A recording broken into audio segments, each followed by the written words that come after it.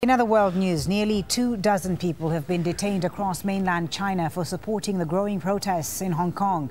Thousands more have joined the rallies in Hong Kong on China's National Day. These are live pictures from Civic Square, the main protest site. Demonstrators are demanding free local elections in 2017. They're threatening to occupy government buildings unless Hong Kong's chief executive steps down. Live to Rob McBride now, who joins us from Hong Kong. Rob, tell us about the crowds there at Civic Square. It's very late at night in Hong Kong, and yet people still on the streets. That's right, thousands of people choosing to spend this national holiday on the streets of Hong Kong as part of this campaign. This is, we are now in the middle of this two-day holiday period, October 1st and 2nd. It has to be said the numbers here have dwindled quite considerably in the last couple of hours or so. Being a part of this holiday period, we're expecting fluctuations. When daylight comes again.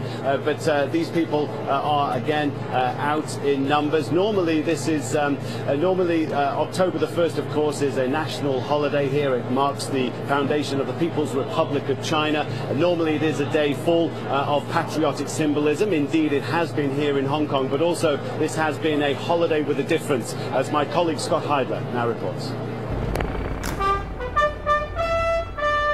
Like every national day, the Chinese flag, along with the smaller Hong Kong flag, are ceremoniously hoisted. But this is not like every other national day. For days, tens of thousands of protesters have made the streets of Hong Kong their temporary home, seeking the resignation of Chief Executive C.Y. Leung and demanding the election reform process be reversed, looking to scale back Beijing's control over candidates. Student leader Joshua Wong and fellow protesters were prevented from getting into the flag-raising ceremony. While they try to play the national song, we try to turn our side and to use and to show our disagreement towards CCP to decide the Hong Kong political reform system. But it wasn't just the protesters there. Those who support the Chinese central government's role here in Hong Kong were out to celebrate the holiday. They don't allow us to talk. They don't allow us to fly the flag. Why? This is what they call democracy. And those who are looking for democracy again flooded the barricaded streets of central Hong Kong on Wednesday. Big numbers since National Day is a holiday.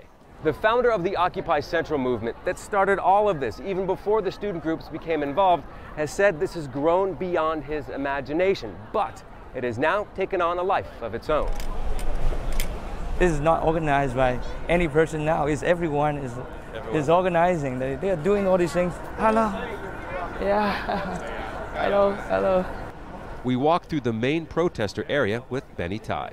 I just hope that our leaders in Beijing will be able to see how determined Hong Kong people are in wanting democracy and how civilized in their way of showing their determination. But I think we can see some very concrete things are actually happening in Hong Kong. As you mentioned, the Hong Kong people, they are organizing themselves, learning how to practice democracy. Standing firm, he went on to say that the next move is with the government here in Hong Kong and in Beijing, which very well might be true. But the big question is, just what move will they make? Scott HEIDLER, Al Jazeera, Hong Kong. Now, Scott, I understand the protesters have given a deadline Thursday for the chief executive of Hong Kong to step down. That's one of their demands. What's going to happen after that deadline, and if that demand is not met? That's right. Thursday is the deadline day. They have said that by the end of this week they will start targeting specific government offices if their demands are not met with occupations. Now, this will involve a real stepping up of the kind of action that they were taking and a different level of law breaking, if you like. It is one thing sitting out in a street in Hong Kong, possibly risking arrest for obstruction. It is another getting into the compound or getting into a government building and occupying that, there are a different set of laws which cover that. So it's very questionable about just the numbers of people who will take part, but also there is this threat now. If they go back to this kind of if they take this kind of action, we will see a return to the kind of violence that we saw a few days ago, violent confrontations with riot police, which will take this whole campaign to a different level. But as far as the organisers are concerned, there is this sense of frustration that several days after beginning what have been massive occupation exercises, there has been a very little response from Hong Kong authorities, and that they feel they have to take this next step to move things forward. Foley? Rob, thank you very much. Rob McBride, live for us in Hong Kong. Thank you.